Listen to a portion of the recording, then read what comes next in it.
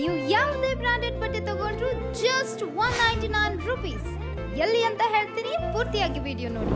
ನಮಸ್ಕಾರ ಬೀದರ್. ಇದೇ ಜೂನ್ ದಿನಾಂಕ 1ರಿಂದ 29ರವರೆಗೆ ನಮ್ಮ ಬೀದರ್ನ Zeera function hall, central bus ನಿಲ್ದಾಣದ ಎದುರುಗಡೆ, ಗುರುನಾನಕ್ ಮುಖ್ಯ ದ್ವಾರದ ಒಳಗಡೆ ನ್ಯೂ ಚೆನ್ನೈ ಶಾಪಿಂಗ್ ಸೇಲ್ ನ ಗ್ರ್ಯಾಂಡ್ ಆಗಿ ಓಪನ್ ಮಾಡ್ತಾ ಇದ್ದಾರೆ. ಇಲ್ಲಿ ಎಲ್ಲಾ ರೀತಿಯ ಸೀರೆಗಳು, ಫ್ರಾಕ್, ವೆಸ್ಟರ್ನ್ ಡ್ರೆಸ್, ಚೂಡಿದಾರ್, ಟಾಪ್ಗಳು, leggings, palazzo pant, shirt, jeans pants ಹಾಗೂ ನೈಟ್ ಶೂಟ್ ಚಿಕ್ಕ ವಯಸ್ಸಿನಿಂದ ದೊಡ್ಡ ವಯಸ್ಸಿನವರೆಗೂ ಟಾಪ್ ಬ್ರಾಂಡೆಡ್ ಕಂಪನಿಯಿಂದ ತಯಾರಾಗಿರುತ್ತವೆ ಹಾಗೂ ಅತ್ಯುತ್ತಮ ವಿನ್ಯಾಸವುಳ್ಳ ಆಟಿಕೆಗಳು ಕೂಡ ದೊರೆಯುತ್ತವೆ. ಬೆಲೆ ಇಷ್ಟು ಕಡಿಮೆ, ಕ್ವಾಲಿಟಿ ಬಗ್ಗೆ ಥಿಂಕ್ ಮಾಡ್ತಾ ಇದ್ದೀರಾ? ನಾನು ಆವಾಗಲೇ ಹೇಳಿದಾಗೆ ಇಲ್ಲಿ ಸಿಗುವಂತ ಎಲ್ಲಾ ಪ್ರಾಡಕ್ಟ್ಸ್ ಬ್ರಾಂಡೆಡ್ ಬ್ರಾಂಡೆಡ್ ಬ್ರಾಂಡೆಡ್. ನಂಗಂತೂ ಈ ಆಪರ್ಚುನಿಟಿ ಮಿಸ್ ಮಾಡ್ಕೊಳ್ಳಕ್ಕೆ ಇಷ್ಟಾನೇ ಇಲ್ಲ. ನೀವು ಕೂಡ ಮಿಸ್ ಮಾಡ್ಕೋಬೇಡಿ. ಡೇಟ್ ನೆನಪಿದೆ ಅಲ್ಲ, ಜೂನ್ 1 ಅಂದ್ರೆ ಸಂಡೇ.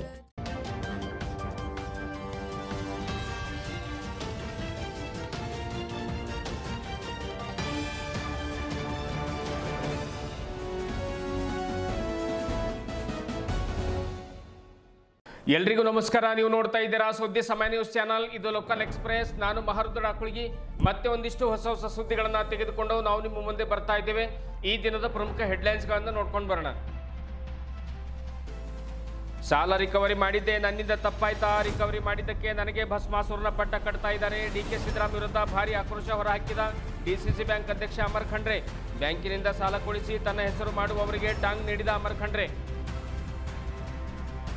ವಿಶ್ವಕರ್ಮ ಜಕಣಾಚಾರಿ ಪತ್ತಿನ ಸಹಕಾರ ಸಂಘದ ಉದ್ಘಾಟನೆ. ಸಂಘವನ್ನು ಪ್ರಾಮಾಣಿಕವಾಗಿ ನಡೆಸಿಕೊಂಡು ಹೋಗಿ. ಸಾಲ ಕೊಡುವುದು ಎಷ್ಟು ಮುಖ್ಯವೋ ರಿಕವರಿ ಕೂಡ ಅಷ್ಟೇ ಮುಖ್ಯ. ಅಮರ್ ಖಂಡ್ರೆ. ಅಧ್ಯಕ್ಷ ಸಂಜು ಕುಮಾರ್ ಸೋನಾರೆ ಭಾಗಿ. ಬೀದರ್ ಜಿಲ್ಲಾ ಕಾಂಗ್ರೆಸ್ನಲ್ಲಿ ಮತ್ತೆ ಭಿನ್ನಮತ ಸ್ಫೋಟ. ಸತತವಾಗಿ 2 ಸಭೆ ಬಳಿಕ ಬೆಂಗಳೂರಿನ ಖಾಸಗಿ ಹೋಟೆಲ್ನಲ್ಲಿ ಮೂರನೇ ಸಭೆ ಬಳಿಕ ಸಿಎಂ ಹಾಗೂ ಡಿಸಿಎಂ ಅವರಿಗೆ ದೂರು ಸಲ್ಲಿಸುವ ಇಂಗಿತ. ಖಂಡ್ರೆ ಕಾರ್ಯವೈಖರಿ ಬಗ್ಗೆ ರಾಜಶೇಖರ್ ಪಾಟೀಲ್ ಅಸಮಾಧಾನ. ಜನರಿಂದ ಸಾಲ ವಸೂಲಿ ಮಾಡಿದ್ದೆ, ನನ್ನಿಂದ ತಪ್ಪಾಯ್ತಾ? ಸಾಲ ವಸೂಲಿ ಮಾಡಿದ್ದಕ್ಕೆ ನನಗೆ ಭಸ್ಮಾಸುರ ಎನ್ನುವಂತಹ ಬಿರುದನ್ನು ಸಿಕ್ಕಿದೆ. ಡಿಸಿಸಿ ಬ್ಯಾಂಕ್ನಿಂದ ಸಾಲ ಕೊಡಿಸಿ ಹೀರೋ ಆಗ್ತಕ್ಕಂಥವರು ತನ್ನ ಮನೆಯಿಂದ ಸಾಲ ಕೊಡಲಿ ನೋಡೋಣ. ನಿಜವಾದ ಫಲಾನುಭವಿಗಳಿಗೆ ಸಾಲ ಕೊಡದೆ ಕಾಲು ಬಿದ್ದವರಿಗೆ ಸಾಲ ಕೊಟ್ಟಿದ್ದೇ ಜಾಸ್ತಿ. ಬ್ಯಾಂಕ್ ಹಣ ಯಾರದ್ದು, ನಮ್ಮಪ್ಪಂದ ಅಥವಾ ಅವರ ಮುತ್ಯಂದ ಎನ್ನುವಂಥ ಪ್ರಶ್ನೆಯನ್ನು ಡಿಸಿಸಿ ಬ್ಯಾಂಕ್ ಅಧ್ಯಕ್ಷ ಅಮರ್ ಖಂಡ್ರೆ ಅವರು ಮಾಡ್ತಾರೆ. ಏಕಕಾಲಕ್ಕೆ ಡಿಸಿಸಿ ಬ್ಯಾಂಕ್ ಅಧ್ಯಕ್ಷ ಅಮರ್ ಖಂಡ್ರೆ ಹಾಗೂ ಇವರು ಅಂದರೆ ಮಾಜಿ ಅಧ್ಯಕ್ಷ ಉಮಾಕಾಂತ್ ನಾಗವಾರಪಳ್ಳಿ ಅವರಿಗೆ, ನಾರಂಜ ಸಕ್ಕರೆ ಕಾರ್ಖಾನೆ ಅಧ್ಯಕ್ಷ ಡಿಕೆ ಸಿದ್ದರಾಮಯ್ಯ ಅವರಿಗೆ ಟಾಂಗನ್ನು ನೀಡ್ತಾರೆ.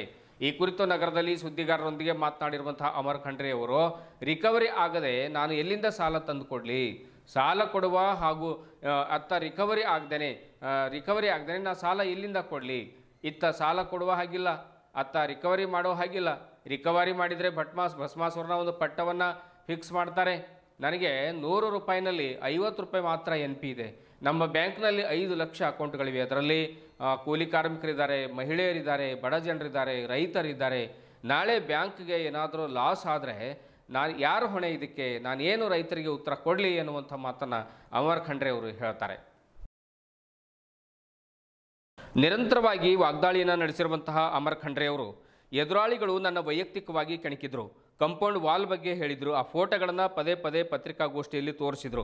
ಹೀಗಾಗಿ ನಾನು ವೈಯಕ್ತಿಕವಾಗಿ ಅವರ ಜೊತೆ ಫೈಟ್ ಮಾಡ್ತೇನೆ. ಆದರೆ ಬ್ಯಾಂಕ್ ವಿಷಯಕ್ಕೆ ಬಂದರೆ ನಾನು ನಮ್ಮ ಕುಟುಂಬಸ್ಥರಿಗೆ ಬಿಟ್ಟಿಲ್ಲ, ಇನ್ನು ಇವರನ್ನೆಲ್ಲ ಬಿಡ್ತೀನಾ ಎಂದು ಅಮರ್ ಖಂಡ್ರೆ ಹೇಳಿದರು. ಮಾರ್ಚ್ 2023ರಿಂದ ಆಗಸ್ಟ್ ತಿಂಗಳ ಒಳಗಡೆ ನಾರಂಜ ಕಾರ್ಖಾನೆ ಅಧ್ಯಕ್ಷರು ಸಕ್ಕರೆ ಮಾರಾಟ ವಿಷಯದಲ್ಲಿ ಡಿಸಿಸಿ ಬ್ಯಾಂಕ್ಗೆ ಪತ್ರ ಬರೆದಿದ್ದರು. ಆದರೆ ಆವಾಗ ಅಧಿಕಾರದಲ್ಲಿದ್ದವರು ಯಾರು? ಉಮಾಕಾಂತ್ ನಾಗವಾರಪಳ್ಳಿ ಅವರು. ಪತ್ರ ಬರೆದವರು ನೀವೇ, ಸಾಲ ಕೊಟ್ಟವರು ನೀವೇ, ತಗೊಂಡವರು ಇವರೇ, ಮತ್ತು ಈ ಕೇಳ್ತಾ ಇರೋರು ಇವರೇ. ಅಧ್ಯಕ್ಷರಾಗಿದ್ದವರು ಪಕ್ಕದಲ್ಲೇ ಸುದ್ದಿಗೋಷ್ಠಿಯಲ್ಲಿ ಕುಳಿತಿದ್ರು ಕೂಡ ಕೊಯ್ ಜಿಕ್ಕಿರ್ ಅನ್ನಲಿಲ್ಲ. ಹಾಗಾದರೆ ಉತ್ತರ ನಾನೇಕೆ ಕೊಡಲಿ ಎಂದು ಅಮರ್ ಖಂಡ್ರೆ ಪ್ರಶ್ನೆ ಮಾಡ್ತಾರೆ. ತಾವೇ ತಮ್ಮ ಅವಧಿಯಲ್ಲಿ ತಪ್ಪು ಮಾಡಿ ಈಗ ಅಪಪ್ರಚಾರ ನನ್ನ ಬಗ್ಗೆ ಮಾಡ್ತಾ ಇದ್ದಾರೆ. ನಾನೇನು ಇನ್ನು 3 ವರ್ಷ ಇರ್ತೀನಿ, ನಿಮಗೆ ಬೇಕಾದರೆ ಬೇರೆ ಅಧ್ಯಕ್ಷರನ್ನು ಆಯ್ಕೆ ಮಾಡ್ಕೊಳ್ಳಿ, ನನಗೇನು ಅಭ್ಯಂತರ ಇಲ್ಲ ಅನ್ನುವಂಥ ಮಾತನ್ನು ಕೂಡ ಹೇಳಿದರು. ಆದರೆ ಬ್ಯಾಂಕ್ ವಿಷಯದಲ್ಲಿ ಬಂದರೆ ನಾನು ಸುಮ್ಮನಿರಲ್ಲ ಎಂದು ತಮ್ಮ ಆಕ್ರೋಶವನ್ನು ಹೊರಹಾಕಿದರು. ಬ್ಯಾಂಕ್ ನಷ್ಟದಲ್ಲಿ ನಡೀತಾ ಇದೆಯಲ್ಲ ಎನ್ನುವಂಥ ಪ್ರಶ್ನೆಗೆ ಉತ್ತರಿಸಿದ ಅಮರ್ ಖಂಡ್ರೆ, ಹೌದು ನಡೀತಾ ಇದೆ. ಹಿಂದಿನವರು ಬರೀ ಸಾಲ ಕೊಟ್ಟು ಹೀಗಾಗಿದೆ, ರಿಕವರಿಯೇ ಮಾಡಿಲ್ಲ. ನಾರಂಜ ಕಾರ್ಖಾನೆ ಮೇಲೆ ಸಾಲ ಪಡೆದವರು ಪುನಃ ಡಿಸಿಸಿ ಬ್ಯಾಂಕ್ಗೆ ಕಟ್ಟಲು ಯಾರ ಪರ್ಮಿಷನ್ ಬೇಕ್ರಿ? ನಿಮ್ಮ 50 ಅಕೌಂಟ್ಗಳು ಬ್ಯಾಂಕ್ನಲ್ಲಿವೆ. ನಿಮಗೆ ಸಾಲ ತುಂಬುವ ಮನಸ್ಸಿದ್ರೆ ತುಂಬಿಬಿಡಿ, ಬೇಡ ಅಂತ ಹೇಳಲಿಕ್ಕೆ ನಾನು ಯಾರು? ಕಳೆದ 5 ವರ್ಷಗಳಿಂದ 1 ರೂಪಾಯಿ ಬಡ್ಡಿಯನ್ನು ನೀವು ಕಟ್ಟಲಿಲ್ಲ. ಹೀಗಾದಾಗ ಬ್ಯಾಂಕಿಗೆ ಲಾಭ ಬರಲಿಕ್ಕೆ ಹೇಗೆ ಸಾಧ್ಯ? ನೀವೇ ಹೇಳಿ ಎಂದು ಡಿ.ಕೆ. ಸಿದ್ದರಾಮ್ ವಿರುದ್ಧ ಅಮರ್ ಖಂಡ್ರೆ ಏಕವಚನದಲ್ಲಿಯೇ ವಾಗ್ದಾಳಿಯನ್ನು ನಡೆಸ್ತಾರೆ.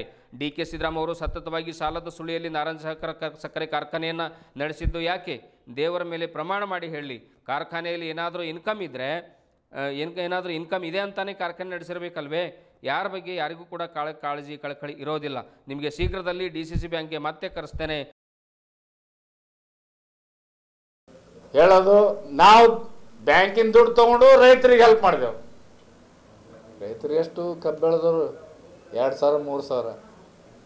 ಬ್ಯಾಂಕಿನಾಗ ಸ್ವಸಹಾಯ ಹೆಣ್ಮಕ್ಳು ಮತ್ತು ಕೂಲಿ ಕಾರ್ಮಿಕರು ಇವ್ರದೆಲ್ಲ 5 ಲಕ್ಷ ಅಕೌಂಟ್ ಅವರೆಲ್ಲ ಹೋಗ್ಬೇಕು. ಸೊ ಅದಕ್ಕೆ ಸಣ್ಣ ಕಷ್ಟ ಭಾಳ ಕಷ್ಟ ಅದ. ನಂದು ಇವ್ರಿಗೆ ಒಂದೇ ಅಡ್ವೈಸ್ ಅದ, ಒಳ್ಳೆ ಕೆಲಸ ಮಾಡಿರಿ, ಭಾಳ ಕಷ್ಟ ಅದ. ಇದ್ರಾಗ ಸೆಲ್ಫ್ ಬೆನಿಫಿಟ್, ಸೆಲ್ಫ್ ಆಸೆ ಇಟ್ಕೊಂಡು ಅಧ್ಯಕ್ಷ ಆಗಬೇಡ್ರಿ, ಪದಾಧಿಕಾರಿ ಆಗಬೇಡ್ರಿ. ಆಸೆ ಇಟ್ಕೊಂಡು ಆಗದೇ ಇತ್ತು ಮಾಡದೇ ಇತ್ತು ದಯವಿಟ್ಟು ಎಲೆಕ್ಷನ್ ನಿಂತು ಸಾರ್ವಜನಿಕ ಎಲೆಕ್ಷನ್ ನಿಂತು. ಯಾರಿಗೆ? ನಾನು ಅವ್ರಿಗೆ ಏನು ಹೇಳಮ್ಮ, ನಾನು ನಿಮಗೆ ಕೇಳ್ತಾ ಇದ್ದೀನಿ. ನನಗೆ ಯಾರಿಗೆ ವೈಯಕ್ತಿಕ ಟೀಕೆ ಮಾಡೋದಿಲ್ಲ ಪ್ಲೀಸ್. ನನ್ನ ಅಪೋಸಿಷನ್ ನನಗೆ ಯಾರು ಅಪೋಸಿಷನ್ ಕಟ್ಟಿಲ್ಲ. ಅವ್ರು ನನ್ನ ವೈಯಕ್ತಿಕ ಹೇಳಿದ್ದಾರೆ. ನನ್ನ ಕಂಪೌಂಡ್ ವಾಲ್ ಕಟ್ಟಿ ತೋರಿಸಿದ್ದಾರೆ, ಫೋಟೋ ತೋರಿಸಿದ್ದಾರೆ, ಎಲ್ಲ ತೋರಿಸಿದ್ದಾರೆ. ನನ್ನ ಮೇಲೆ ಕೇಸ್ ಹಾಕಿದೆ ಅಂತ ಹೇಳಿದ್ದಾರೆ. ವೈಯಕ್ತಿಕ ಬೇರೆ. ಅದು ನನ್ನ ಫೈಟ್ ಮಾಡ್ಕೋತ ನಾನು ಯಾಕೆ ಅವ್ರಿಗೆ ಹೇಳಿ? ನಂದು ಒಂದೇ ಉದ್ದೇಶ ಗುರಿ ಏನದ, ನನ್ನ ಬ್ಯಾಂಕಿನ ದುಡ್ಡು ನಾನು ಖಾನದವರಿಗೆ ಬಿಡಲ್ಲ. ಇವ್ರಿಗೆ ಹೆಂಗೆ ಬಿಡ್ತಾನ? ನನ್ನ ಫ್ಯಾಮಿಲಿಗೆ ಬಿಡಲ್ಲ. ಇವ್ರಿಗೆ ಹೆಂಗೆ ಬಿಡ್ತಾ? ನಿಮ್ಗೆ ಕಷ್ಟ ಆಗಲತ್ತ ನಾನು ಬಾಜಿಗೆ ಸರಿಸಿ ಬೇರೆ ಯಾರಿಗೆ ಕೂಡಿಸ್ರಿ ನಡೆಸ್ಕೊಡ್ಬೇಕು. DCC ಬ್ಯಾಂಕ್ ಅವರು ಸಾಲ ಕೇಳಿದ್ರ ವಾಪಸ್ ಕೊಟ್ಟಿದ್ದ ಸಾಲ ಕೇಳಿದ್ರ ಕಿಶೋರ್ ಖಂಡ್ರೆ ಅವರ ಹೆಸರಲ್ಲೇ ಲೆಟರ್ ಬರೀತೀನಿ, ನಾ ಸಾಯ್ತೀನಿ ಅಂತ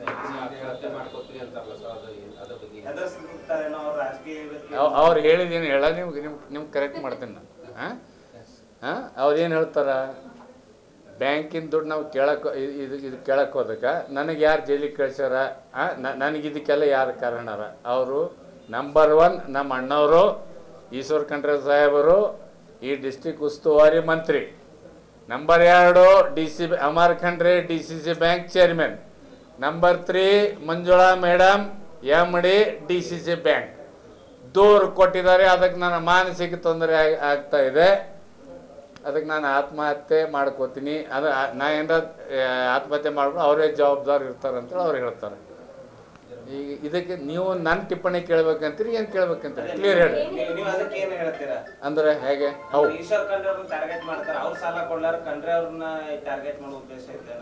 ಈಗ ಟಾರ್ಗೆಟ್ ಯಾರು ಮಾಡ್ತಾರ ಅವ್ರಿಗೆ ಕೇಳ್ರಿ, ನಾನು ಯಾಕೆ ಅದ್ರಾಗ ಹೋಗ್ಲಿ? ಯಾರು ಸಹೋದರದ ಇದ್ರಾಗ ಏನ್ ಪಾತ್ರ ಅದ ರೀ? ಇದ್ರಾಗ ನಮ್ಮ ಸಹೋದರದ ಏನು ಪಾತ್ರ ಇಲ್ಲ.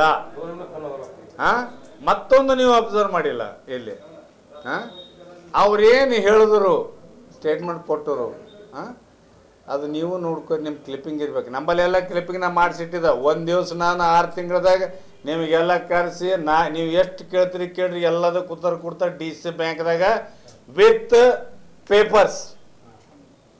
ವಿತ್ ಪೇಪರ್ಸ್ ಯಾರು ಏನು ಮಾಡಿದ್ರು, ಯಾಕೆ ಅದ ನನ್ನ ತಪ್ಪೇಟದ ಅದನ್ನು ತೆಗೀರಿ, ನಾ ಏನು ಬಾಗಿದ್ದ ಅದನ್ನು ತೆಗೀರಿ.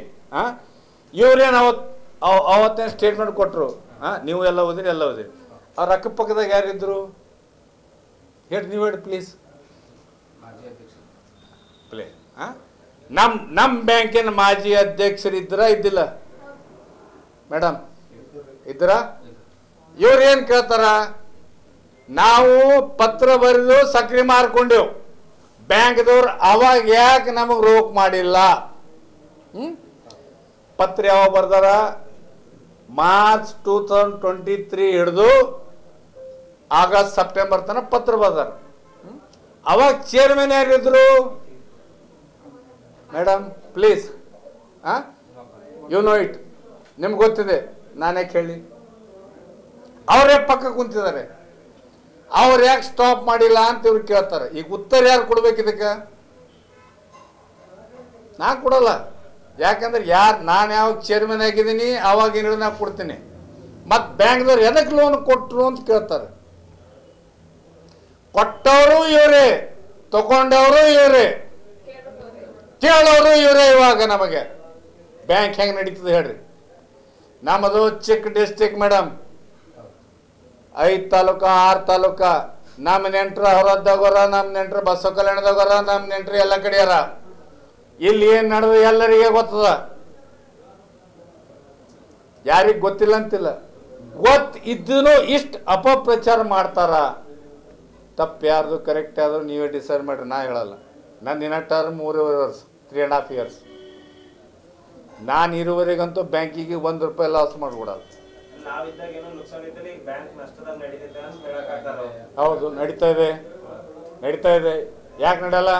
ದುಡ್ಡು ಬಂದಿದೆ ಬರಲಿಲ್ಲ ಅಂದ್ರೆ ಹೆಂಗೆ ನಡೆಯಲ್ಲ? ನನಗೆ ಹೇಳ್ರಿ, ಪ್ರಾಫಿಟ್ ಹೆಂಗೈತದ್ರಿ? ನಾನೇ ಕೇಳಿ ಯಾವುದು ಯಾವ್ದ್ರಿ? ಯಾವ ಸಾಲ ಇದು ಪ್ರಶ್ನೆ? ಇದು ಪ್ರಶ್ನೆ ಯಾವ ಸಾಲದ ಹೊಂಟದ? ಇದು ಪ್ರಶ್ನೆ ಹೊಂಟದ ಓನ್ಲಿ ಫ್ಯಾಕ್ಟ್ರಿಗಳ ಸಾಲಕ್ಕೆ, ಬೇರೆ ಸಾಲಕ್ಕೆ ಪ್ರಶ್ನೆ ಇಲ್ಲೇ. ಬೇರೆದ ಕಾಲಕ್ರಮೇಣ ನಮ್ಮ KCC ಲೋನ್ಸ್ ಏನವ 850 ಕೋಟಿ, ಅವ್ರು ರಿನ್ಯೂ ಆಗ್ಲತ್ತಾವ, ರಿಕವರಿ ಆಗ್ಲತ್ತ, ಇದಾಗ್ಲತ್ತ, ಬೇರೆ ಲೋನ್ಗಳು ಎಲ್ಲ ಆಗ್ಲತ್ತಾವ. ಸ್ಥಗಿತ ಏನಾಗ್ಯದ ಫ್ಯಾಕ್ಟ್ರಿ. ನಿಮ್ಗೆ ಮತ್ತೊಂದು ಆಶ್ಚರ್ಯ ಮಾತು ಹೇಳ್ತೀನಿ. ಇವ್ರೇನು ಚೀರ್ ಹೇಳ್ಯಾರ, ಇವರು ಟೋಟಲಿ 4-5 ಪ್ರೆಸ್ ಕಾನ್ಫರೆನ್ಸ್ ಮಾಡ್ಯಾರ. ಅಲ್ಲಿ ನಿಮ್ಮ ಪತ್ರಕರ್ತ ಭವನದಾಗ ನೀವು ಯಾರಾದರೂ ಇರ್ಬೋದು. ಇವ್ರೇನು ಹೇಳ್ತಾರ, ಚೀರಿ ಏನು ಹೇಳ್ತಾರ, ನಾವು 811 ಕೋಟಿ ಆಸ್ತಿ ಮಾರ್ಟ್ಗೇಜ್ ಮಾಡಿಕೊಟ್ಟಿದ್ದೇವೆ, ನಾವಿನ್ನ 600 ಕೋಟಿ ಅಷ್ಟೇ ಲೋನ್ ತೊಗೊಂಡಿದ್ದೇವೆ, ಇನ್ನೂ ಎಲಿಜಿಬಲ್ ಇದ್ದೇವೆ, ಇನ್ನೂ ನಮಗೆ ಲೋನ್ ಕೊಡ್ರಿ ಅಂತಾರಿಲ್ರಿ. ಅಂದಾರಿಲ್ಲ, ಅಂದಿದಾರ? ಲೋನ್ ಎದ್ರ ಮೇಲೆ ತೊಗೊಂಡ್ರ ಸ್ವಲ್ಪ ಎಂದದ್ರ ವಿಚಾರ, ಅದನ್ನು ಫ್ಯಾಕ್ಟ್ಸ್ ಬರ್ತಾವೆ. ಇವಾಗ ಪೇಪರ್ಸ್ ತೆಗಿಲಿತ್ತ ಏನು ಅಣ್ಣ, ಒಂದು ಮಾತು ತಿಳ್ಕೊರಿ, ನೀವು ಒಂದು ಲೋನ್ ತೊಗೋತೀರಿ, ತುಂಬಲಾಕ್ ಬ್ಯಾಂಕಿನ ಪರ್ಮಿಷನ್ ಬೇಕೇನ? ಅಲ್ಲಿ ಅಕೌಂಟ್ಸ್ ಅವ ನಿಮ್ಮದು, ನಿಮ್ಮ ಒಂದು 50 ಅಕೌಂಟ್ ಅವ ಅಲ್ಲಿ, ಅದ್ರಾಗ ಕಟ್ ಬರ್ರಿ. ನಿಮ್ಗೆ ಕಟ್ಟೋದು ನಿಮ್ಮ ಮನೆ ಇಚ್ಛೆ ಅದಲ್ಲ, ಅದ್ರಾಗ ಕಟ್ರಿ, ಆ ದುಡ್ಡು ಬ್ಯಾಂಕಿಗೆ ಬರ್ತದೆ. ನಾ ಯಾವ ಸ್ಟಾಪ್ ಮಾಡೋ? OMI ನನಗೆ ಅಥಾರಿಟಿ ಇಲ್ಲ. ನನಗೆ ಕಾನೂನು ಪ್ರಕಾರ ನನಗೇನು ಬರೆದು ಕೊಡ್ಲಕ್ಕೆ ಬರಲ್ಲ. ನೀವು ನನಗೆ ಕೈ ಸಿಕ್ಕಾಕ್ತೀನಿ ಅಂದ್ರೆ ಅದಕ್ಕೆ ಕೈ ಸಿಕ್ಕಾಕ್ಲಿಕ್ಕೆ ಬರಲ್ಲ. ಕಾನೂನು ಪ್ರಕಾರ ನೀವು ನನಗೆ ವರ್ಷ 100 ಕೋಟಿ ಬಡ್ಡಿ ಕಟ್ಟಬೇಕು. ನಾ 20 ಕೋಟಿ ಕಟ್ತಂದ್ರೆ 80 ಕೋಟಿ ಯಾರು? ನಮ್ಮ ಮುತ್ತೆ ಕಟ್ತಾನ? ಯಾರು ಕಟ್ತಾರ? ನನಗೆ ಕೇಳೋರು ನಬಾರ್ದವ್ರ, RBI ಅದ, ಗೌರ್ಮೆಂಟ್ ಅದ. ನಿನಗೆ ಕಟ್ಟ ಇಚ್ಛೆ ಇತ್ತದ, ನೀ ಕಟ್ಟಬೇಕಿತ್ತು. ದೇವಸ್ಥಾನ 5 ವರ್ಷ ಆಯ್ತು ₹1 ಕಟ್ಟಿಲ್ಲ, ₹1 ಬ್ಯಾಂಕಿಗೆ ಕಟ್ಟಿಲ್ಲ. ಬಡ್ಡಿ ಹೆಂಗೆ ಪ್ರಾಫಿಟ್ದಾಗ ಬರ್ತದೆ ಹೇಳ್ರಿ ಪ್ಲೀಸ್? ಯಾವ ಲಾಭ ರೀ? ಎಲ್ಲಿ ಬರ್ತದ ಲಾಭ? ಅದು ನನಗೆ ಕೇಳ್ತೀರಿ, ಯಾವ ಫ್ಯಾಕ್ಟ್ರಿ ನಡೆಸ್ತಾವ ಅವನಿಗೆ ಹೋಗಿ ಕೇಳ್ರಿ. ನಾ ಚೇರ್ಮನ್ ಇದ್ದ. ಸರ್, ಒಟ್ಟಾರೆ ವಿಶ್ವಕರ್ಮ ಜಕಣಾಚಾರಿ ಬ್ಯಾಂಕ್ ಸ್ಥಾಪನೆ ಆಗಿದೆ. ಈ FD ಇಡೋರ ಬಗ್ಗೆ ಮತ್ತು ಸಾಲ ಕೊಡೋರ ಬಗ್ಗೆ, ತಗೊಳ್ಳೋರ ಬಗ್ಗೆ, ಕೊಡು ವಸೂಲಿ ಇದ್ರ ಬಗ್ಗೆ ಎಲ್ಲ, ಮಹಿಳಾ ಸಬಲೀಕರಣದ ಬಗ್ಗೆ ಎಲ್ಲ ಏನು ಹೇಳ್ತೀರಿ ಸರ್? ನಾನು ಈಗ ಇಲ್ಲಿ ಬಂದಿದ್ದ ಇವರಿಗಂತೂ ಒಳ್ಳೇದು ಹಾರಿಸ್ತಾ. ನಮ್ಮ DCC ಬ್ಯಾಂಕ್ ಹೆಂಗೆ ನಡೆದ ಹಂಗೆ ನಡೆಸಬೇಡ್ರಿ ಅಂತ ಹೇಳ್ತದೆ. ತಿಳಿತಾ? ಲಾಭದಾಗ ನಡೆಸಿ, ಇಲ್ಲ ಏನಂದ್ರಿ ನಡೆಸ್ರಿ ಅಂತ ಸರ್. ನಾನು ಹೇಳ್ತಾ ಇದು ಸಮಾಜ ಸೇವೆ ಅಂತಿಲ್ಲ. ನಮ್ಮ DCC ಬ್ಯಾಂಕ್ ಹೆಂಗೆ ನಡ್ತದ, ತಪ್ಪು ದಾರಿದಾಗ ನಡೀತಂತೇಳಿ ನನ್ನ ಭಾವನೆ ಅದ. ಬೇರೆಯವ್ರು ನಾವು ಕರೆಕ್ಟ್ ಮಾಡಿದಂತ ಅನ್ಬೋದು. ಅದಕ್ಕೆ ಯಾರ್ದವ್ರು ವಿಚಾರ ಅದ, ಅವ್ರವ್ರು ಮಾಡ್ಕೊಳ್ಳಿ. ಇವಾಗ DC ಬ್ಯಾಂಕ್ ಮಾತಾಡೋ ಏನೋ ಭಾಳ ಅವರಿ. ಅದನ್ನು ಈ ಸಂಸ್ಥೆನೂ ನಮ್ಮ ಪ್ಲೇನೇ ಬರ್ತದೆ. ಇವತ್ತು ಸಂಜೀವ್ ಏನನ ಇವತ್ತು ಅಧ್ಯಕ್ಷನ, ನನ್ನ ಮಿತ್ರನ. ಇದು ಒಂದು ಬ್ಯಾಂಕ್ ಒಂದು 10 ಕೋಟಿ ಆಯ್ತು ಅಂತ ತಿಳ್ಕೊರಿ ಸಪೋಸ್. ಎಲ್ಲಿ ಪ್ಲೀಸ್ ಇಲ್ಲಿ ಕೇಳಿ ನೀ ಅದೇ ಕೇಳಿಲ್ಲ, ಅದಕ್ಕೆ ಬರ್ತಾನೆ. ಈಗ ಮತ್ತೊಬ್ರು ಇಲ್ಲೇ ಯಾರೊಬ್ಬರು ಸಂಘ ಸದಸ್ಯರ, ಒಬ್ಬರು ಶೇರ್ ಹೋಲ್ಡರ್ ಯಾರೋ, ಅವನಿಗೆ ದುಡ್ಡು ಬೇಕಾಯ್ತದ, ಅಧ್ಯಕ್ಷರ ಹತ್ರ ಬರ್ತಾನೆ, 10 ಲಕ್ಷ ಕೇಳ್ತಾನೆ ಲೋನ್. ಕೇಳ್ತಾನೆ, ಅಧ್ಯಕ್ಷ ಅದು ಇಟ್ಕೊಂಡು ಹಂಗೆ ಕೊಡ್ತಾನೆ. ಈಗ ಏನೂ ಮಾಡಲ್ಲ. ಮತ್ತೊಬ್ಬ ಬರ್ತಾನೆ, ಸರ್ ನನಗೊಂದು 5 ಲಕ್ಷ ಕೊಡ್ರಿ ಅಂತೇಳಿ. ಅವ ಎಲ್ಲರಿದ್ರೆ ಕಾಲು ಬೀಳ್ತಾನೆ ಇವನು ಸಂಜೆ ಅಂತ. ಆಗ ಸಂಜೆ ಲೋನ್ ಕೊಡ್ತಾನ, ಈಗ 5 ಲಕ್ಷ ಯಾವ ಕಾಲು ಬಿದ್ದಾವ ಲೋನ್ ಕೊಡ್ತಾನ, ಯಾವ 10 ಲಕ್ಷ ಎಲಿಜಿಬಲ್ ಅನ್ನ ಅವನಿಗೆ ಕೊಡಲ್ಲ. ಇದಕ್ಕೇನಂತ್ರಿ ಪ್ಲೀಸ್ ನೀವು ಹೇಳ್ರಿ. ಯಾಕೆ ಇದು ನಮ್ಮ ಸಣ್ಣ ಡಿಸ್ಟ್ರಿಕ್ಟಾಗೆ ನಡೆದ, ಇದು Bidar DCC bank best example. ಇಲ್ಲೇ ಅದ ಇಲ್ಲಿ ಇವ್ರು ಉತ್ತರ ಕೊಡ್ಲಿ, ಇಲ್ಲಿ ಇವರು ಕೊಡ್ಲಿ, ಇಲ್ಲಿ ಮೇಡಮ್ ಇಲ್ಲಿ ಕೇಳ್ರಿ, ಇವ್ರದ್ದು DC ಬ್ಯಾಂಕ್ ಲೋನ್ ಅದ, ಇವ್ರು ಉತ್ತರ ಕೊಡ್ಲಿ. ಯಾರಪ್ಪನ ರೊಕ್ಕರಿ ನಮ್ಮಪ್ಪಂದ. ಇವತ್ತಾಳ ಮಕ್ಕಳು ಅವ ಕಾಲ್ ಹೊಂಟಾವ. ಇದೇನು ಸಿಸ್ಟಮು ಅಂದ್ರೆ ಜಬರ್ದಸ್ತಿ ನೀವೇನು ಮಾಡ್ಲತ್ತೀರಿ, ಆ ಮನುಷ್ಯಾಗ ಅವನಿಗಷ್ಟು ನೀಚ್ ಮಾಡಿ ಮತ್ತೆ ಲೋನ್ ಕೊಡ್ಲತ್ತೀರಿ. ಭಾಳ ತಪ್ಪಿದಾಗ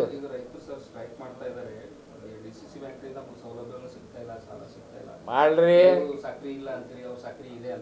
ಯಾವುದು ನನಗೆ ಅದಕ್ಕೆ ಸಂಬಂಧ ಏನದ ರೀ? ನಾ ಏನು ಫ್ಯಾಕ್ಟ್ರಿದವ್ರಿ ರೈತರ ಬಲ್ಲಿ ಕಬ್ಬು ತಗೊಂತ ಹೇಳಿದ, ಫ್ಯಾಕ್ಟ್ರಿ ನಡ್ಸಂತ ಹೇಳಿದಾನ? Am I public servant? ನಾನು MLA ನ, ನಾನು ಮಿನಿಸ್ಟರ್, ನಾ ಯಾರು? ನಾವು ಬ್ಯಾಂಕಿಂಗ್ ಚೇರ್ಮನ್. ನನ್ನ ದುಡ್ಡು ವಸೂಲು ಮಾಡೋದು ಕೆಲಸ ಅಟ್ಟೆ. ಯಾರ ಹತ್ರ ನಾ ರೈತರಿಗೆ ಬಿಡ್ಲತ್ತಿಲ್ಲ, ಇವ್ರಿಗೆ ಹೆಂಗೆ ಬಿಡ್ತಾ? ಇವ್ರಿಗೆ ಯಾರು ಸ್ಟಾರ್ಟ್ ಮಾಡೋಂತ ಅದಕ್ಕೆ ಕೇಳ್ರಿ. ಫಸ್ಟ್ ನೀವು ಕೇಳ್ಬೇಕಂತೀರಿ ಅಂದ್ರೆ ಒಂದು 3 ಕ್ವಶನ್ ಅವ ನನಗೆ ಹಿಡ್ಕೊಂಡು ಬರ್ತದ್ರಾಗ. ನಾನು ಮಹಾತ್ಮ ಗಾಂಧಿ ಫ್ಯಾಕ್ಟ್ರಿ ನಡೆಸಿದ 14 ವರ್ಷ, ಈಗಿಲ್ಲ. ಅಲ್ಲಿ ಕುಂತಾಗ ಅಲ್ಲಿ ಕೇಳಿದ್ರೆ ಬರೋಬ್ಬರ ಉತ್ತರ ಕೊಡ್ತಾ. ಏನು ಲಾಸ್ದಾಗ ಸತತ್ ಲಾಸ್ದಾಗ ಯಾಕೆ ಫ್ಯಾಕ್ಟ್ರಿ ನಡೆಸ್ತೀರಿ? ನಿಮ್ಗೆ ಯಾರು ನಡೆಸಂದ್ರು?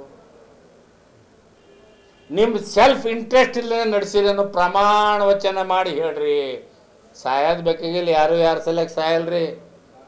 ಅಲ್ಲಿ ಅವ್ರು ಏನಾರ ಬೆನಿಫಿಟ್ ಅದ ಅಂತೇಳಿ ಅವ್ರು ಈ ಕೆಲಸ ಮಾಡತ್ತಾರೆ. ಇದಕ್ಕೇನಂತೀರಿ? ಇದ್ರ ಬಗ್ಗೆ ವಿಚಾರ ಮಾಡ್ರಿ. ಬೇರೆ ಒಂದೇ ಸೈಡ್ ಯಾಕೆ ನೋಡ್ತೀರಿ? ಇಲ್ಲನೇ ಅಲ್ಲೇ ಕೊಡ್ತಾರೆ ಅಂತ ಪರಿ. ಇವತ್ತು ಯಾರಿಗೆ ಯಾರ ಮೇಲೆ ಪ್ರೇಮ ಅದ? ಹೇಳೋದೊಂದು ಮಾಡೋದೊಂದು. ಏನು ನಿಮ್ಗೆ ಗೊತ್ತಿಲ್ಲ? ಎಲ್ಲರಿಗೆಲ್ಲ ಗೊತ್ತದ. ನಾ ಯಾಕೆ ಬಾಯ್ಬಿಡ್ಲಿ? ಫ್ರ್ಯಾಂಕ್ ಬಂದಾಗ ನಿಮ್ಮ DC ಬ್ಯಾಂಕ್ದಾಗ ಕರೆಸ್ತಾ ಒಂದು ಸರ್ತಿ ನಾನು GB ಹಾಕೋಣ. ಯಾಕಂದ್ರೆ ನಾನು ಎಲ್ಲ ವಿತ್ ಫ್ಯಾಕ್ಟ್ಸ್ ಇಡವಿದ್ದೀನಿ ನಿಮ್ಮ ಎದುರು. ಅವಾಗ ನೀವೇ ಡಿಸೈಡ್ ಮಾಡ್ರಿ. ನಿಮ್ಗೆಲ್ಲ ಮತ್ತು ಊಟ ಮಾಡಿಸ್ಬೇಕಾಯ್ತು ರೋ. ವಿಶ್ವಕರ್ಮ ಸಮುದಾಯದ ಜನರಿಗೆ ಕಷ್ಟಕಾಲದಲ್ಲಿ ಸಹಾಯವಾಗುವ ನಿಟ್ಟಿನಲ್ಲಿ ವಿಶ್ವಕರ್ಮ ಸಮುದಾಯದ ವತಿಯಿಂದ ಬೀದರ್ ನಗರದ ಕರ್ನಾಟಕ ರಾಷ್ಟ್ರೀಯ ಶಿಕ್ಷಣ ಸಂಸ್ಥೆ ಸಂಕೀರ್ಣದ ಮುಂಭಾಗದಲ್ಲಿ ಸ್ಥಾಪಿಸಿರುವಂತಹ ವಿಶ್ವಕರ್ಮ ಜಕಣಾಚಾರಿ ಪತ್ತಿನ ಸಹಕಾರ ಸಂಘದ ಉದ್ಘಾಟನೆಯನ್ನು ಅದ್ದೂರಿಯಾಗಿ ಜರುಗಿತು. ಈ ವೇಳೆ ಮಾಧ್ಯಮಗಳೊಂದಿಗೆ ಮಾತನಾಡಿದ ವಿಶ್ವಕರ್ಮ ಜಕಣಾಚಾರಿ ಪತ್ತಿನ ಸಹಕಾರ ಸಂಘದ ನಿರ್ದೇಶಕ ಪ್ರಶಾಂತ್ ವಿಶ್ವಕರ್ಮ ಅವರು, ವಿಶ್ವಕರ್ಮ ಸಮುದಾಯ ಸಾಮಾಜಿಕವಾಗಿ, ಆರ್ಥಿಕವಾಗಿ, ರಾಜಕೀಯವಾಗಿ ಸಾಕಷ್ಟು ಹಿಂದೆ ಉಳ್ಕೊಂಡಿದೆ. ಈ ಒಂದು ನಿಟ್ಟಿನಲ್ಲಿ ಸಮಾಜದ ಅಭಿವೃದ್ಧಿಗಾಗಿ ಸಮಾಜದ ಮುಖಂಡರೆಲ್ಲರೂ ಕೂಡ ಸೇರಿಕೊಂಡು ವಿಶ್ವಕರ್ಮ ಜಕಣಾಚಾರಿ ಪತ್ತಿನ ಸಹಕಾರ ಸಂಘವನ್ನು ಪ್ರಾರಂಭ ಮಾಡಿದ್ದೇವೆ. ವಿಶ್ವಕರ್ಮ ಸಮುದಾಯಕ್ಕೆ ಆರ್ಥಿಕ ಶಕ್ತಿ ತುಂಬುವುದು ನಮ್ಮ ಸಂಘದ ಮೂಲ ಉದ್ದೇಶ ಆಗಿದೆ ಎನ್ನುವಂಥ ಮಾತನ್ನು ಕೂಡ ಅವರು ಹೇಳ್ತಾರೆ. ಸಂಘದ ಇನ್ನೋರ್ವ ನಿರ್ದೇಶಕರಾದ ದತ್ತಾತ್ರೇಯ ವಿಶ್ವಕರ್ಮ ಮಾತನಾಡಿ, ನಿತ್ಯ ಸತ್ಯ ಶುದ್ಧ ಕಾಯಕ ಮಾಡುವ ನಮ್ಮ ವಿಶ್ವಕರ್ಮ ಸಮಾಜದ ಜನರಿಗೆ ಉದ್ಯಮ ಮಾಡಲು ಸಹಾಯವಾಗುವ ನಿಟ್ಟಿನಲ್ಲಿ ಬೀದರ್ ಜಿಲ್ಲೆಯಲ್ಲಿ ಪ್ರಥಮ ಬಾರಿಗೆ ವಿಶ್ವಕರ್ಮ ಸಮುದಾಯದ ವತಿಯಿಂದ ಸಹಕಾರಿ ಸಂಘವನ್ನು ಪ್ರಾರಂಭ ಮಾಡಲಾಗಿದೆ ಎಂದು ಹೇಳಿದರು. DCC ಬ್ಯಾಂಕ್ ಅಧ್ಯಕ್ಷರಾದ ಅಮರ್ ಖಂಡ್ರೆ ಮಾತನಾಡಿ, ಸಂಘವನ್ನು ಉತ್ತಮ ರೀತಿಯಿಂದ ನಡೆಸಿಕೊಂಡು ಹೋಗಬೇಕು. ಸಾಲ ಕೊಡುವುದು ಎಷ್ಟು ಮುಖ್ಯವೋ ಸಾಲ ರಿಕವರಿ ಮಾಡತಕ್ಕಂಥದ್ದು ಕೂಡ ಅಷ್ಟೇ ಮುಖ್ಯ. ಸಂಘವು ಸದಸ್ಯರಿಗೆ ಮಾತ್ರ ಸೀಮಿತವಾಗಿರುತ್ತೆ. ಹೀಗಾಗಿ ಸದಸ್ಯರ ಹಿತ ಕಾಪಾಡುವಲ್ಲಿ ಅವಶ್ಯಕತೆ ಇರುವವರಿಗೆ ಮಾತ್ರ ಸಾಲ ನೀಡಿ ಸಬಲೀಕರಣಗೊಳಿಸಬೇಕು. DCC ಬ್ಯಾಂಕ್ ವತಿಯಿಂದ ನನ್ನ ಸಹಕಾರ ಸದಾ ಇರುತ್ತೆ. DCC ಬ್ಯಾಂಕ್ ನಡೆಸಿದ ರೀತಿಯಲ್ಲಿ ನೀವು ಕೋಆಪರೇಟಿವ್ ಬ್ಯಾಂಕನ್ನು ನಡೆಸಬೇಡಿ, ನೀವು ಹಾನಿಯಾಗ್ತೀರಾ ಅನ್ನುವಂಥ ಎಚ್ಚರಿಕೆ ಕೂಡ ಹೇಳಿದರು. ಇದೇ ವೇಳೆ ಶ್ರೀ ದೊಡ್ಡೇಂದ್ರ ಶ್ರೀಗಳು ಸುಲೇಪೇಟ್ ಸಾನ್ನಿಧ್ಯ ವಹಿಸಿದರು. ವೇದಿಕೆ ಮೇಲೆ ಅಧ್ಯಕ್ಷರಾಗಿರ್ತಕ್ಕಂಥ ಸಂಜು ಕುಮಾರ್ ಸೋನಾರ್, ಧನರಾಜ್ ಹಂಗರ್ಗಿ, ರಾಜಾರಾಮ್ ಚಿಟ್ಟ, ಅರುಣ್ ಹೋತ್ಪೇಟ್, ರಾಜೇಶ್ ವಿಶ್ವಕರ್ಮ, ಜಯಪ್ರಕಾಶ್ ಪೋದಾರ್, ದತ್ತಾತ್ರೇಯ ವಿಶ್ವಕರ್ಮ, ನಾಗಮೂರ್ತಿ ಪಾಂಚಾಳ್, ಪ್ರಕಾಶ್ ವಿಶ್ವಕರ್ಮ, ಅವಿನಾಶ್ ಪಾಂಚಾಳ್, ಶ್ರೀದೇವಿ ಬಡಿಗೇರ್, ಅವಿನಾಶ್ ಪಾಂಚಾಳ್, ಆಮೇಲೆ ರಾಜ್ಕುಮಾರ್ ಪಾಂಚಾಳ್, ಮಹೇಶ್ವರಿ ಪಾಂಚಾಳ್, BK ಬಡಿಗೇರ್ ಸೇರಿದಂತೆ ಇನ್ನು ಅನೇಕ ಜನರು ಈ ಸಂದರ್ಭದಲ್ಲಿ ಉಪಸ್ಥಿತರಿದ್ದರು. ಇವತ್ತು 12/6/2025 ವಿಶ್ವಕರ್ಮ ಜಕಣಾಚಾರ ಪತ್ತಿನ ಸಹಕಾರ ಸಂಘ ನಮ್ಮ ಬೀದರಲ್ಲಿ ಸ್ಥಾಪನೆ ಆಗಿದೆ, ಉದ್ಘಾಟನೆ ಆಗಿದೆ. ಈ ಉದ್ಘಾಟನೆಗೆ ನನಗೆ ಆಹ್ವಾನ ಮಾಡಿದರು. ಭಾಳ ಸಂತೋಷದಿಂದ ಬಂದು ಉದ್ಘಾಟನೆ ಕಾರ್ಯಕ್ರಮ ಮುಕ್ತಾಯವಾಗಿದೆ. ಈ ಸಂದರ್ಭದಲ್ಲಿ ನಾನು ಇವರಿಗೆ ಏನು ಹೇಳ ಬಯಸುತ್ತೇನೆ ಅಂದರೆ, ಈ ಸಂಘ ಸಂಸ್ಥೆ ಏನಿದೆ ಇದು ಎಲ್ಲ ಸದಸ್ಯರು ಸಂಘ ಆಗುತ್ತೆ.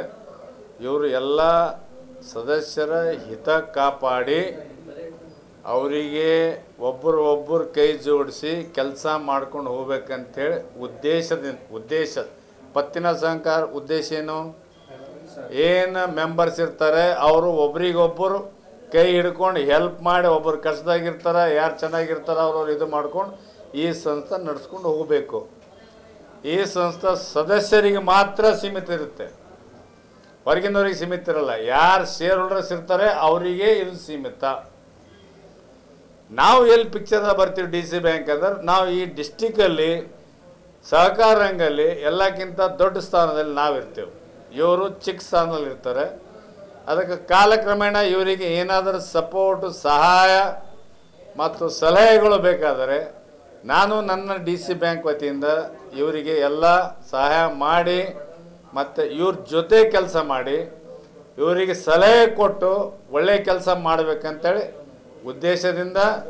ಉದ್ದೇಶನೂ ಹೇಳ್ತೀನಿ ಮತ್ತು ಮಾಡೋಕ್ಕೆ ಅವ್ರಿಗೆ ಸಪೋರ್ಟ್ ಮಾಡ್ತೀನಿ. ದಯವಿಟ್ಟು ಭಾಳ ಕಷ್ಟದ ಕೆಲಸ ಸಹಕಾರ ಸಂಘ ಇದು ಮಾಡಬೇಕಾದ್ರೆ ಭಾಳ ಕಷ್ಟ ಆಗುತ್ತೆ. ಇವಾಗೆ ನೋಡ್ತಾ ಇದ್ದೀರಿ, ಇಲ್ಲೆಲ್ಲ ಈ ಕಾರ್ಯಕ್ರಮ ಮಾಡಬೇಕಾದ್ರೆ ಭಾಳ ಜನ 100 ಜನ ಶ್ರಮಪಟ್ಟು ಮಾಡಿದಿರ್ತಾರೆ. ಬಟ್ ಇದು ಆ ಉದ್ದೇಶಕ್ಕೆ ಆಗಿಲ್ಲ, ಬೇರೆ ಉದ್ದೇಶಕ್ಕೆ ಹೋಯ್ತಂದರೆ ಭಾಳ ಬೇಗನೆ ಇದರಲ್ಲಾಗತ್ತೆ, ಅದು ಎಲ್ಲರಿಗೆ ಹಾನಿ ಆಗತ್ತೆ. ಅದು ಮಾಡಬೇಡ್ರಿ. ಯಾಕಂದ್ರೆ ನನ್ನ DCC ಬ್ಯಾಂಕಲ್ಲಿ ಇವಾಗ ನಾನು ಇದೇ ನೋಡ್ತಾ ಇದ್ದೀನಿ.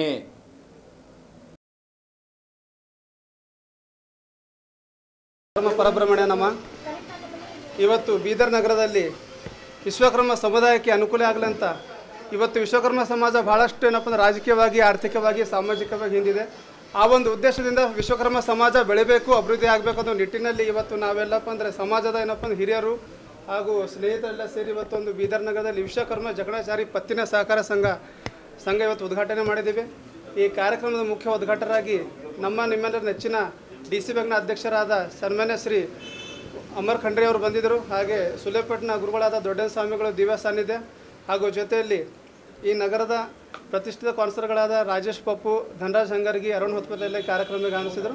ಈ ಸಂಘದ ಉದ್ದೇಶ ಏನಂದರೆ ವಿಶ್ವಕರ್ಮ ಸಮಾಜಕ್ಕೆ ಏನಪ್ಪ ಅಂದ್ರೆ ನಮ್ಮೇನು ಕರಕುಶಲ ಕರ್ಮಿಗಳನ್ನ ಕೆಲಸ ಮಾಡ್ತಾರೆ, ಕಾರ್ಪೊರೇಟ್ ವರ್ಕರ್ಸ್ ಇದ್ದಾರಲ್ಲ ಅವರಿಗೆ ಆರ್ಥಿಕವಾಗಿ ಏನಪ್ಪ ಅಂದರೆ ಶಕ್ತಿ ತುಂಬಲಿದ್ರೆ ಸಂಘ ಏನಪ್ಪ ನಿರ್ಣಯ ಮಾಡಿದ ಉದ್ದೇಶದಿಂದ ಇವತ್ತು ನಾವು ಓಪನಿಂಗ್ ಮಾಡಿದ್ವಿ. ಮುಂದಿನ ದಿನಗಳೇನಪ್ಪ ಅಂದರೆ ಇಡೀ ವಿಶ್ವಕರ್ಮ ಸಮಾಜ ಬೀದರಲ್ಲಿ ಎಷ್ಟು ಜನ ಇದ್ದಾರೆ ನಮ್ಮ ಸಂಘದಲ್ಲಿ ಕೆಲಸ ಮಾಡೋರು, ಕಾರ್ಪೆಂಟರ್ ಇರ್ಬೋದು, ಅಕ್ಕ ಸಾಲಿಗರಿರ್ಬೋದು, ಕಮ್ಮಾರ ಇರ್ಬೋದು, ಒಂದು 5 ಪಂಚ ಕಸಬೋದಲ್ಲ, ಆ ಎಲ್ರಿಗೇನಪ್ಪ ಅಂದ್ರೆ ಸರಿ ಸಮಾನವಾಗಿ ಸರ್ವರಿಗೆ ಸಮಬಾಳು, ಸರ್ವರಿಗೆ ಸಮಪಾಲನ ನಿಟ್ಟಿನಲ್ಲಿ ಎಲ್ರಿಗೂ ಉಪಯೋಗ ಆಗಬೇಕಂತ ತಿಳ್ಕೊಂಡು ಇವತ್ತು ನಾವು ವಿಶ್ವಕರ್ಮ ಜಕಣಾಚಾರಿ ಸಂಘ ಏನಪ್ಪ ಅಂದ್ರೆ ಬೀದರಲ್ಲಿ ಆರಂಭ ಮಾಡಿದ್ವಿ.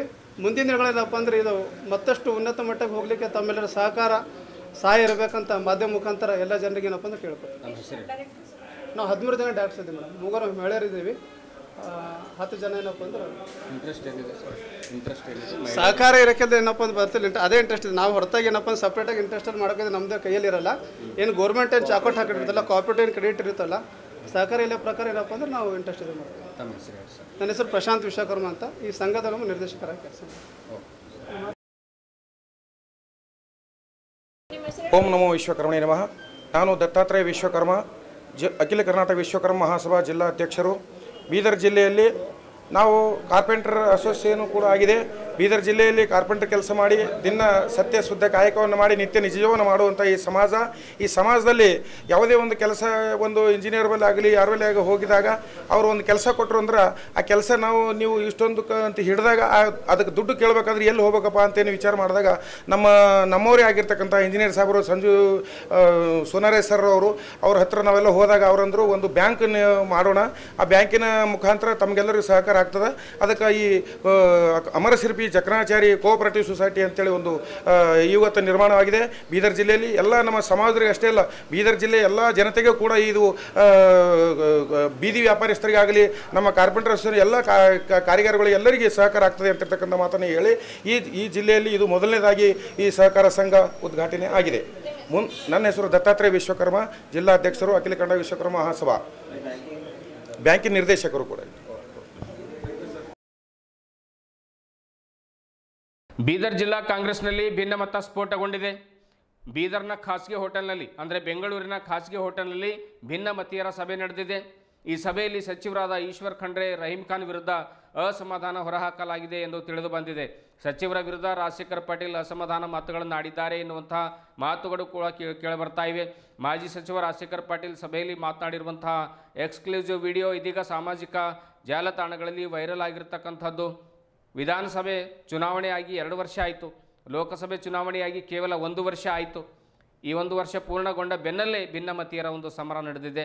ಸಚಿವ ಈಶ್ವರ್ ಖಂಡ್ರೆ ವಿರುದ್ಧ ಸಿಡಿದಿದ್ದ ಮಾಜಿ ಸಚಿವ ರಾಜಶೇಖರ್ ಪಾಟೀಲ್ ಬಣ ಪದೇ ಪದೇ ಬೆಂಗಳೂರಿನಲ್ಲಿ ಸಭೆಗಳನ್ನು ಮಾಡ್ತಾ ಇದ್ದಾರೆ. ಸಚಿವ ಖಂಡ್ರೆ ಅವರು ಇತ್ತೀಚೆಗೆ ಅವರೆಲ್ಲ ನಮ್ಮ ಅಣ್ಣ ತಮ್ಮಂದರು, ಅವ್ರ ಜೊತೆ ನಾನು ಮಾತಾಡ್ತೇನೆ, ಸಮಸ್ಯೆಗಳನ್ನು ಬಗೆಹರಿಸ್ಕೊಡ್ತೇನೆ ಎನ್ನುವಂಥ ಮಾತನ್ನು ಜಿಲ್ಲಾ ಪಂಚಾಯತ್ನಲ್ಲಿ ಮಾಧ್ಯಮದವರೊಂದಿಗೆ ಮಾತನಾಡಿದರು. ಆದರೆ ಬೆಂಗಳೂರಿನಲ್ಲಿ ಪದೇ ಪದೇ ಬೀದರ್ನ ಕಾಂಗ್ರೆಸ್ ಮುಖಂಡರ ಭಿನ್ನಮತೀಯರ ಸಭೆಗಳು ಮೇಲಿಂದ ಮೇಲೆ ನಡೀತಾನೇ ಇವೆ.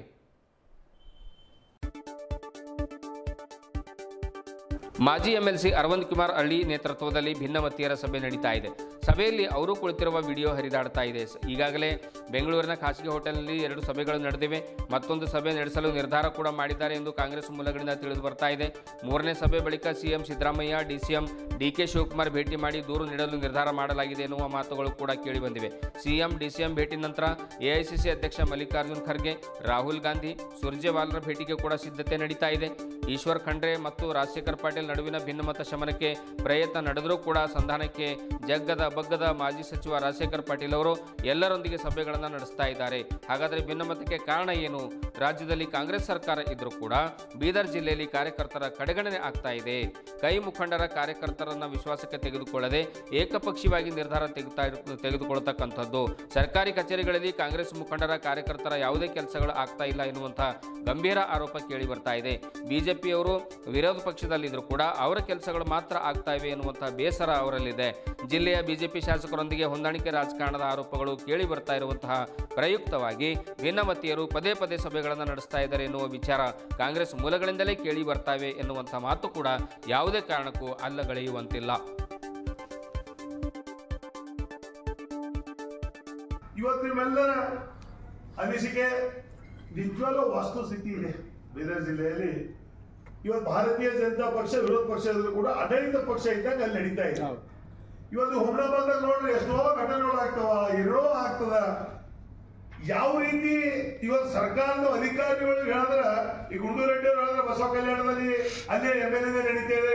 ಹೌದ್ರಿ, ನಾನೊಬ್ಬ ಮಾಜಿ ಸಚಿವ MLA, ಅಲ್ಲಿ ಅಧಿಕಾರಿಗಳು ಡೋಲಾಮಾಲ ಮಾಡ್ತಾರೆ. ಇನ್ನು ನಮಗೆ ಹೆದ್ರೆ ಒಂದು ಸ್ವಲ್ಪ ಅರ್ಧ ಕೆಲಸ ಹೆಚ್ಚಕಮ್ಮ ಆಗ್ಬೋದು. ಇಂಥ ಪರಿಸ್ಥಿತಿ ನಮ್ದಿದ್ದಾಗ, ನಮ್ಮ ಪಕ್ಷ ಅಧಿಕಾರದಾಗಿದ್ದಾಗ, ನಮ್ಮ ಪಕ್ಷ ಅಧಿಕಾರದಾಗಿದೆ ಅಂತ ನಾವು ಯಾವ ರೀತಿ ಹೇಳ್ಕೋಬೇಕು ಹೇಳಿ? ಇವತ್ತು ನಮ್ಮ ಪಕ್ಷ ಅಧಿಕಾರದಾಗಿದೆ ಅಂದ್ರೆ ನಮ್ದು ಒಬ್ಬ ಕಾರ್ಯಕರ್ತ ಹೋದ್ರೆ ಅಫೀಸರ್ ಕೇಳಬೇಕು, ಏನಿದೆಪ್ಪ ನಿನ್ ಕೆಲಸ, ಬಾ ಮಾಡ್ತೀನಿ. ನ್ಯಾಯಯುತವಾಗಿರೋದು, ಆ ನ್ಯಾಯಯುತವಾಗಿರೋದು ಕೇಳಲ್ಲ, ಅನ್ಯಾಯವಾಗಿರೋದು ಕೇಳಲ್ಲ. ಇವತ್ತು ನಮ್ಮ ಕಾರ್ಯಕರ್ತರ ಪರಿಸ್ಥಿತಿ ಏನಾಯ್ತು, ನಮ್ಮ ಲೀಡರ್ಸ್ ಪರಿಸ್ಥಿತಿ ಏನಾಗಿತ್ತು? ಯಾವಾಗ ಲೀಡರ್ಸ್ ಮಾತು ಕೇಳ್ತಾರೆ ಅಂದ್ರೆ ಕಾರ್ಯಕರ್ತರ ಮಾತು ಯಾರು ಕೇಳ್ತಾರ? ನಮ್ಮ ವಕೀಲ್ ಸಾಹೇಬ್ ಹೇಳಿದ್ರು, ಅವ್ರ ಬಗ್ಗೆ ಹೇಳಿದ್ರೆ ಪಾಪ ನಿಜವಾಗ್ಲೂ ಬಹಳ ದುಃಖಕರ. ಯಾಕಂದ್ರೆ ಯಾವಾಗ 25-30 ವರ್ಷದಿಂದ ಅಲ್ಲಿ ಅಧಿಕಾರದಲ್ಲಿ ಇಲ್ಲ ನಮ್ಮ ಪಕ್ಷ, ನಮ್ಮ ಶಾಸಕರು. ಆದ್ರೂ ಕೂಡ ಇಷ್ಟು ದಿನ ಆದ್ರೂ ಕೂಡ ಅವರಂತಲ್ಲಿ ನಮ್ಮ ಕಾರ್ಯಕರ್ತರು ಇದ್ದಾರೆ ಅಂದ್ರೆ ನಾವು ಇವರು ಸೆಲೆಕ್ಟ್ ಹೊಡಿಬೇಕು. ಯಾಕಂದ್ರೆ ಅವರ ಪರಿಸ್ಥಿತಿ ಆಗಿದೆ. ಇವತ್ತು ನಾವು ನೋಡ್ತಾ ಇದ್ದೀವಿ ಕೆಲ ಕ್ಷೇತ್ರದಲ್ಲಿ 1 ಟರ್ಮ್ 2 ಟರ್ಮ್ 3 ಟರ್ಮ್ ಇದ್ದಿಲ್ಲ ಅಂದ್ರೆ ಕೂಡ ನಿರ್ಣಾಮ ಆಗೋಗುತ್ತೆ. ಇವತ್ತು ಆದ್ರೂ ಕೂಡ ತಾವು ಅವರಂತಲ್ಲಿ ಮಾಡಿದ್ವಿ. ಇವತ್ತು ರವಿದಾಸ್ ಗೌಡರ ಸಮಾಜ ಬಗ್ಗೆ ಆಗಲಿ, ಪಕ್ಷದ ಬಗ್ಗೆ ಕೆಲವು ವಿಷಯಗಳು ವ್ಯಕ್ತಪಡಿಸಿದಾರ. ಅದ್ರ ಬಗ್ಗೆ ಕೂಡ ನಾವು ಸೂಕ್ಷ್ಮವಾಗಿ ನಾನು ಜಿಲ್ಲೆ ಬಗ್ಗೆ ಹೇಳ್ತೀನಿ. ಯಾಕಂದ್ರೆ ಅದು ರಾಜ್ಯ ಬಗ್ಗೆ, ಈಗ ಸಮಾಜ ಬಗ್ಗೆ ನಾವು ರಾಜ್ಯದಲ್ಲಿ AICC ಇದೆ, ಅದು ಆಗಲಿಲ್ಲ ಪಂಡಿತವ್ರೆ. ನಾವು ಇವತ್ತೆಲ್ಲ ಕೆಲವು ಜನ ಕೂಡ ನಾವೆಲ್ಲ ಮೆಮೊರಿಯಲ್ ಎಲ್ಲ ಸರಿಪಡಿಸಿ ನಾವು ಇನ್ನೊಂದು ಮೀಟಿಂಗ್, ಇವತ್ತು 7 ದಿವಸ ಆಗ್ಲಿ 10 ದಿವಸ ಆಗ್ಲಿ, ನಿಮ್ಗೆ ತೊಂದರೆ ಆದ್ರೂ ಆಯ್ತು, ನಾವು ಯಾವ ರೀತಿ ನಿಮ್ಗೆಲ್ಲ ವ್ಯವಸ್ಥೆ ಮಾಡಿ ಬೆಂಗಳೂರಲ್ಲೇ ಇನ್ನೊಂದು ಮೀಟಿಂಗ್ ನಾವು ಮಾಡ್ತೀವಿ. ಮಾಡಿ ಅವತ್ತಿನ ದಿವಸ ನಾವು ಮೊದಲೇ ಅವಾಗ ಅವ್ರ ಹತ್ರ ಟೈಮ್ ತಗೊಳ್ತೀವಿ.